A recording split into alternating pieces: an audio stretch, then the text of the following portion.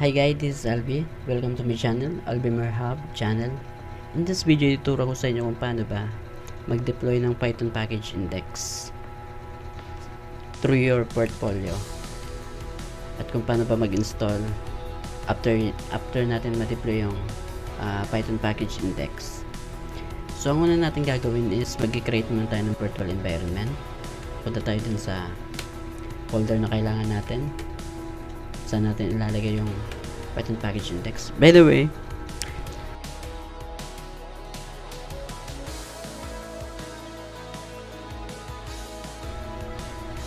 portfolio natin, Albimer.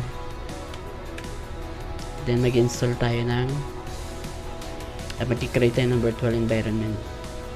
Assuming na meron na kayong naka-install na Python sa computer nyo. So, ang gagawin lang natin dito is mag-create ng virtual environment.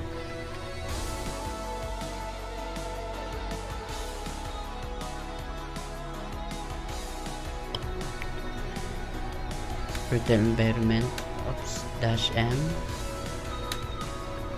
vnb.env.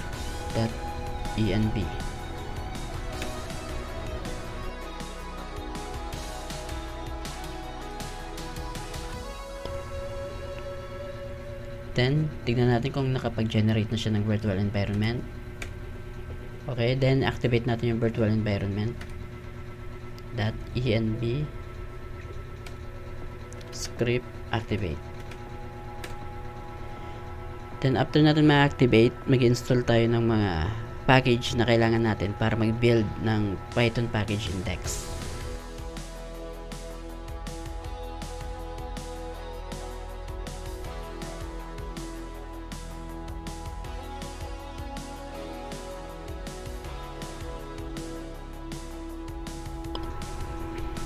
Then, after natin ma-install, punta tayo dun sa folder na yung mga kailangan.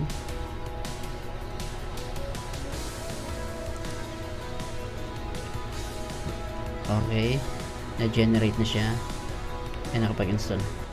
Then, magbi-build na tayo. Python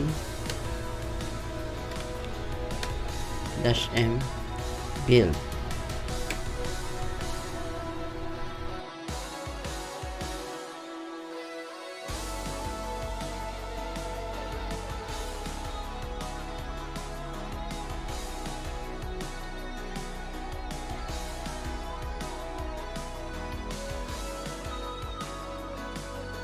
Then, after natin makapag-build, tignan natin kung nag-generate na yung files na kailangan. Okay, meron na siyang this folder na natin dito sa actual folder niya. Okay, meron na siyang this folder.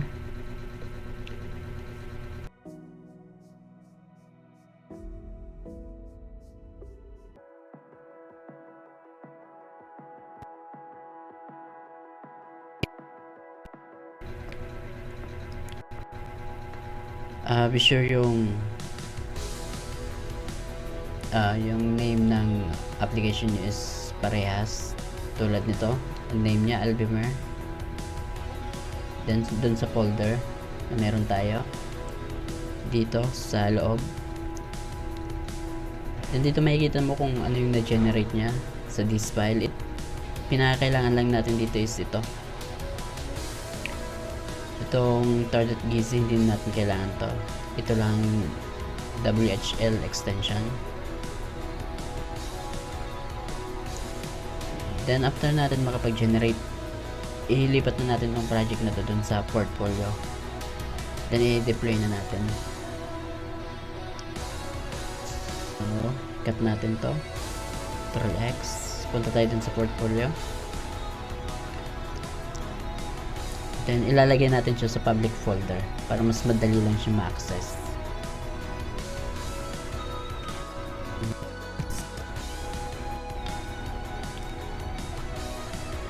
Then, after natin pupuntahan tayo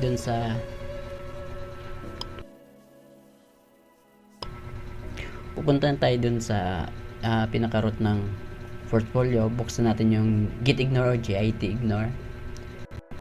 So, i-exclude natin yung mga hindi kailangan na sa pag-deploy. Ano ba yung mga hindi kailangan? Tignan natin. Itong Albemer na folder, hindi na to kailangan.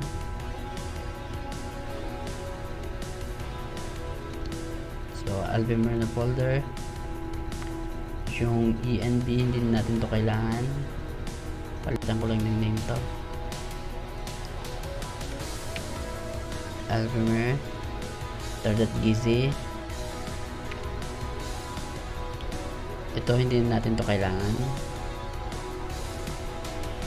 Ctrl A, Ctrl C.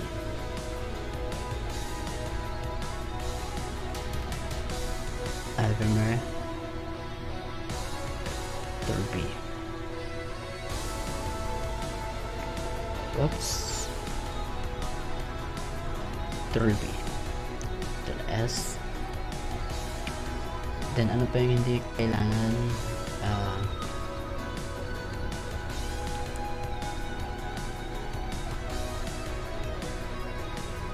Itong folder nito hindi nito kailangan. At least din natin yan. I-exclude din natin yan.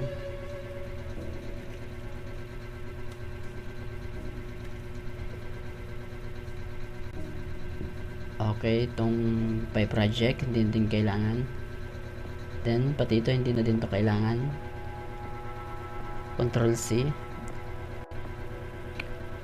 Basta wag nyo kakalimutan na i-rename tong folder or basta tandaan nyo lang yung folder kung saan nakalagay yung mga project nyo.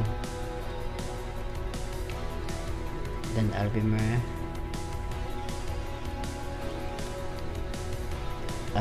then Albemer, and be sure check natin kung tama. Okay, tama naman lahat. Basta ito lang yung pinakakailangan natin, itong may WHL na extension. Then Ctrl S na natin siya, save na natin siya, then i-update natin yung GIT core ay GIT ignore.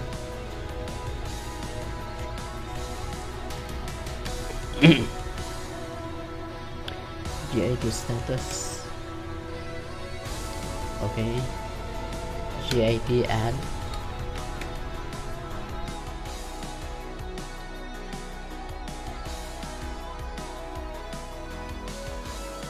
Then after natin git add, then status ulit, tingnan natin kung ano yung ma-add niya. I-check natin yung kung ano yung ma-add niya, yung readme.md. Okay, tama.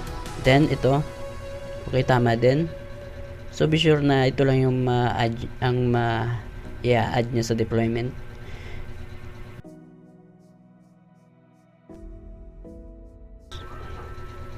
Then edit lang natin to.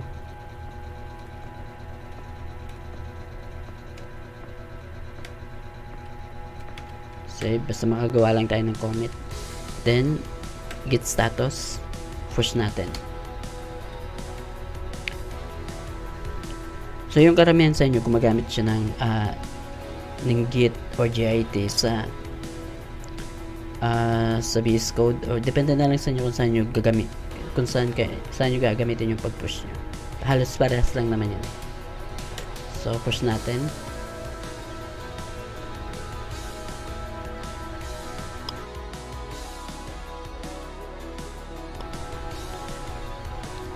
Okay, GIT status. Okay, all goods na. Then punta tayo dun sa program. Bali ito yung program na gagamitin natin. So yung application na, yung pangalan ng application na nilagay natin is Albemer yung pangalan niya. Then kukunin natin yung link kung saan dineploy yung Python package index. So dahil ito yung portfolio ko, so Albemer yung folder, then kung nasan nakalagay yung apps, this,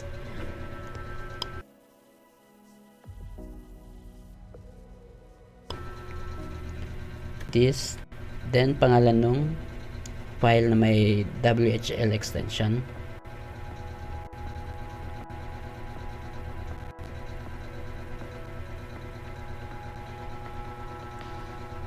Okay, so tatandaan lang natin to.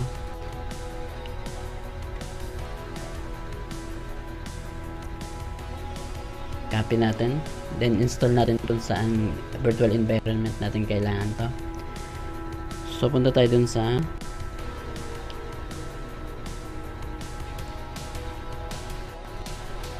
okay, deactivate ko muna to.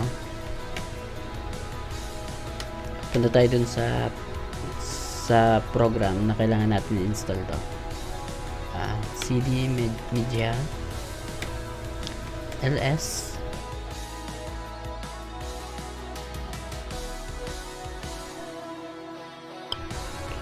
Okay, bali na sa folder na tayo kung nasan yung program. So ito try natin i-play yung program.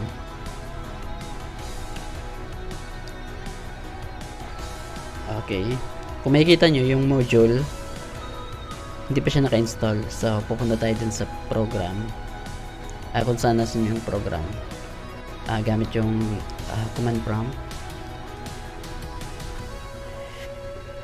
So ang gagawin natin, mag-activate muna tayo ng virtual environment ng program kasi may sarili naman siyang virtual environment. So .env script activate.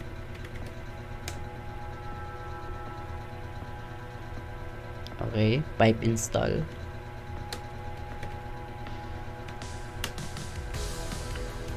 So be sure yung link na ilalagay natin, lagyan natin ng HTTPS para kahit papaano hindi siya ma-plug ng ni Windows na virus. HTTPS, then enter.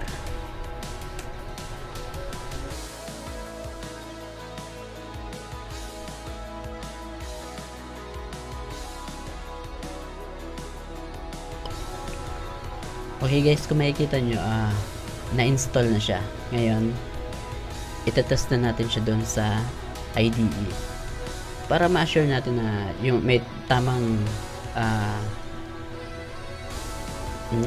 interpreter yung nagamit natin na Python. Mag-select tayo ng interpreter. Bali, ang gamit ko nga pala Tony. Ito yung paborito kong gamitin sa Python kasi dito sa Tony, pwede mo siyang maran yung program kahit hindi pa siya nakasave, hindi tulad ng ibang IDE. So magsiselect tayo ng interpreter. So kung nasan yung program ko, eto, tama, media, then script, okay lang natin yan. Okay, so ito yung gamit natin. Dito ko siya in-install. Bali, kung sa terminal titignan nyo .env media, tama. Then i-run natin siya kung na-install na talaga siya. Albemarle yung module, tapos load UI. Bali, ito kasi yung load UI nya, laman ng program sa public. So titignan natin, tama siya. Okay, load UI, yan yung files nya. I-run na natin siya. Ayun, gumana. So guys, yun lang. Sana nagustuhan nyo yung video at kung may natutunan man kayo at gusto nyo pa ng mga ganitong tutorial, comment lang kayo and subscribe to my channel. Thank you for watching.